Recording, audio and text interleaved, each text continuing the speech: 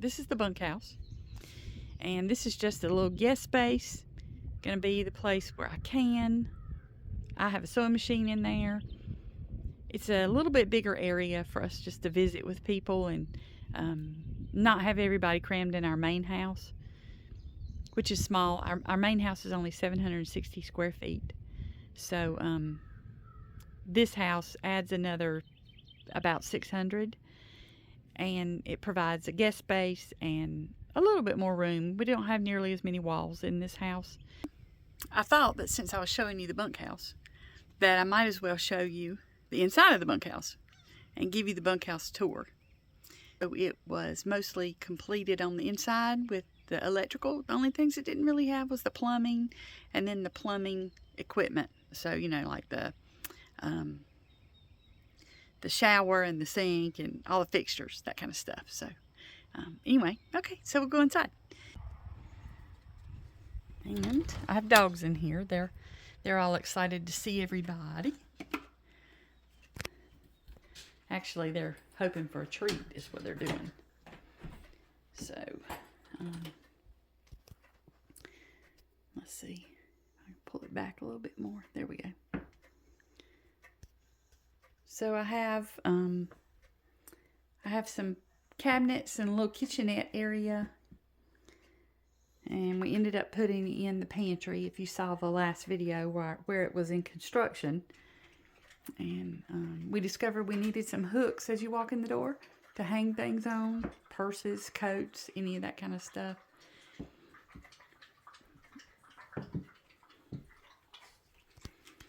And so we made a cute little sink and cabinet area. Love these cabinets. I cannot say enough good stuff about these cabinets. Don't judge me for what might be in there. But watch this. They're soft closed doors. I didn't even know that when I was buying it. Made my day. Still makes my day. The drawers. Soft closed drawers. Love them. Just a cheap laminate countertop. I think that piece cost me like $175. It was great. Wish I had more shelving. Might still add more shelving above. Because that's not enough. I really do need one more shelf above it. Or either beside it or something. I'm not sure. But, yeah. Need some used refrigerator. It just works just fine. Used, it's good. Then it opens up. We come down that little hall. That's where we were. And we walk out into here. I'm sorry, I'll try not to move so fast. That's my clothesline in those boxes over there. My clothesline still sitting in here. I'm going to have clothesline one day. I know I'm going to have a clothesline. That's my pig. Everybody needs to meet my pig. That's Harold. And then that's Gertrude, the porch goose. That is not on my porch because I don't want to get her messed up. My grandson changed her clothes. Put on a gardening outfit. Guess because he saw me working in the garden so much. But, yeah, this has really worked out to be a good space. Got that fun chair off Facebook Marketplace. I'll show you the front of it in a few minutes. Got it for $75 from a lady over in North Myrtle Beach. Love it. Love it. Been one of the best purchases ever. But this has really been a good space for us.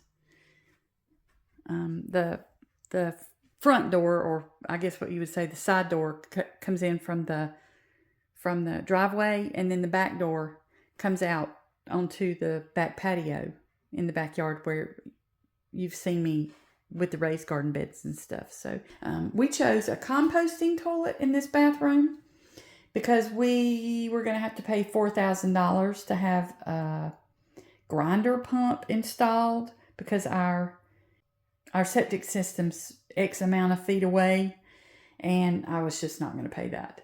So we ended up with a composting toilet, and it does the job. A few nuances to it, but I'm going to make a video on that. Anyway, awesome shower head. Can't say enough about that. Got to take a picture of my picture. Sunshine is my favorite color. Yes, got that from Amazon. Love it. Got these cabinets off Amazon. They are metal and not wood, although they look like wood. I'm not going to open that and show you all my junk in there. It's overflow storage from the main house. But yeah, our composting toilet is a Nature's Head toilet. I'm not sure. I can't remember if it's nature'shead.net. So cabinets, same cabinets I got in the kitchen, just the bathroom version. Softer clothes, there, that one worked. Whoops, there. Soft closed doors, love it. Hi, yeah, that's me. Mirror, Amazon, love this square mirror. Think it's adorable. Like I said, these cabinets are awesome. They've been really, I'll open this one. They've been really, really great. They have lots of room. This is the guest cabinet. It's neater than the other cabinet, which is mine, but the guests can still look in there. I don't care. Really been nice cabinets. Can't say enough about them. Easy to put together. We have, a little bit of storage. I'm going to clear those off. That's going to be food storage for us. Then we have the Coleman camping cots for when the grandkids come. They can pop the cots out. That's going to be their beds to sleep in. My sewing machine. I'm going to get back to that one day. So this is from the opposite direction of the bunkhouse. I didn't put flooring down. We just painted the subfloor or the plywood floor. I just painted that. And I painted that. I think it's called clay. I'll have to look it up, see what the color is. But the walls are called snowbound, which is a white color. And if you don't know how many white colors there are a lot. Even though I did use the sunflower gold, which I love. If I had more sunflower gold, I would add more. It came with the walls and the insulation and the electrical. You could have it painted outside, whatever color you wanted to. I'm still carrying eggs around in my pocket. I should probably put these somewhere safer. So the process for ordering this building was that we decided what shed company we were going to be buying this from. I did research on tiny homes, and we just needed just a guest space, just an extra storage space, just a place, a hangout space is what I've been calling it. It's a place that we could put a freezer, and it would be easy access from the house. Originally, when we designed the main house, the office that Rick took as his office was going to be my overflow storage, the place where I was going to have a little freezer, and it was going to be our vacation house. It wasn't supposed to be where we were going to live, but then we changed our minds and decided we're going to live there. And can I just say, it's absolutely been 100% better than I ever dreamed it would be. The space, our main house works great for us. And I'll do a video on the main house and how it all looks now, which is very similar to how it looked in my last video of the house. But I'm working on a video that takes us through beginning to end of the whole build. So it's just a lot of editing that has to be done to all videos to put them together to make it in some sort of order that you can deal with. Anyway, I did research on tiny homes and single wide trailers and storage buildings and metal storage buildings and garages and pole barns and all kinds of different things that we could build as the bunkhouse type building. And I found a company that was building in storage sheds. Well, we had already done that with our main house. I had already been through that whole process. I did not want to go through that process again. I'm not a builder. I didn't enjoy building. It was really hard to get people to show up for the work. It was hard to get people to quote for the work. It was hard to get the work done. a lot of the work didn't get done the way that it was supposed to be done. So that was exhausting. I didn't want to do that again. I wanted somebody to just roll out whatever it was we were going to use. And I didn't know that this was going to be as functional as it is, and we're thrilled with it. Like I said, I found Sheds Direct. Sheds Direct was doing what's called a cabin model, where the walls were insulated. They put the T111 on the inside on the walls, which is fine. It gives it more of a cabiny feel. It came with the walls primed. It did not come with HVAC, which we installed a Mr. Cool mini split, which is heat and air. So we found Sheds Direct, and you can go on their website and put in the dimensions of what you want, the design. You can add a wall, you can take away a wall, you can add a door, you can add the windows, you can add the receptacles. It's just really easy. And then you go in and you meet in person with the salesman. And so we went in, and Cam Lovett over in Marion, South Carolina, was the person that we ended up going to. We sat down with him, and he went through every single detail and made sure that everything came out just right. So then I decided that we were going to find somebody. The guy that did a lot of the work at the main house for us was not available to come back and do the work on this one. We contracted with Low Country Craftsmen. The guys came up and they did the kitchen, they installed the cabinets, they put in the plumbing for us, and they put in the plumbing in the bathroom. We installed a tankless hot water heater and hooked it up. It's just the smallest one that they had available, I believe, through Home Depot or Lowe's. And it's a Renai. And we installed just a shower kit that goes. I think it's called a Delta shower kit. Shower kit by Delta, and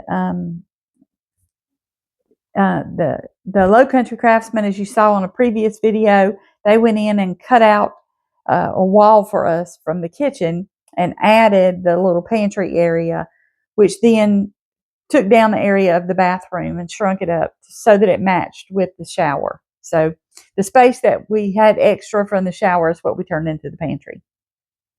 And so then they just added the plumbing for the sinks, the shower and the 2 sinks. That's all the plumbing that we had to add.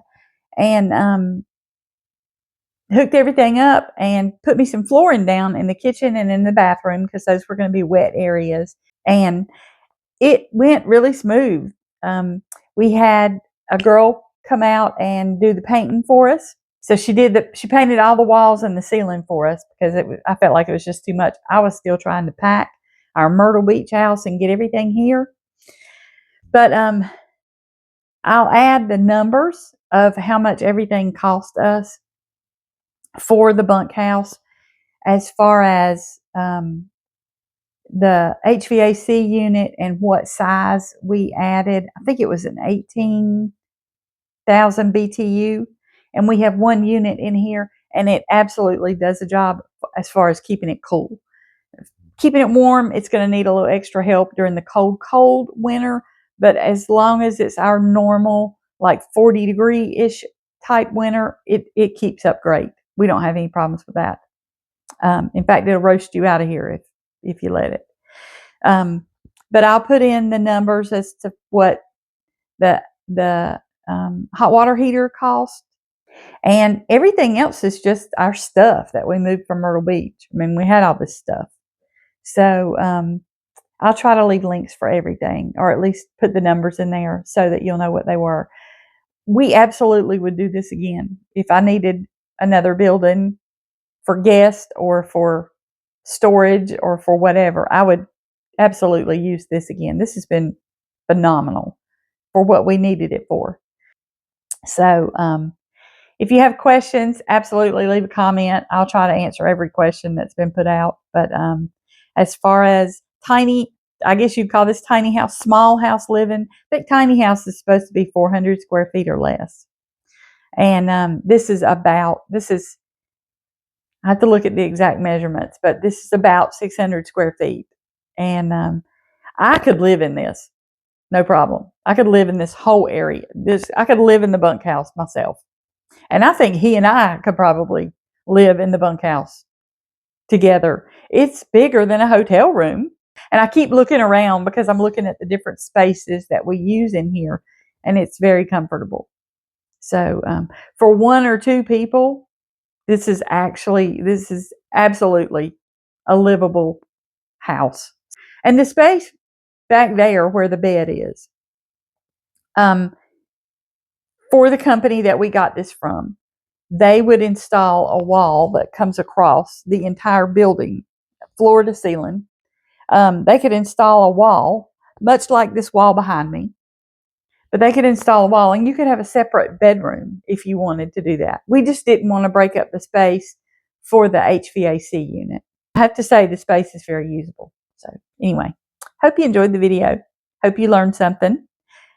Thank you very much for watching it. If you haven't already, please like the video and share it with anybody that you think it might be useful. Please subscribe to my channel. I appreciate it. Have a great day.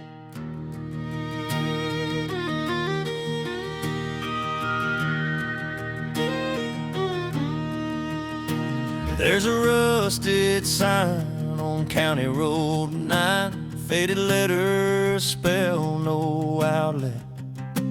Past the churchyard gate and the red clay line where the dew clings to the wild violets.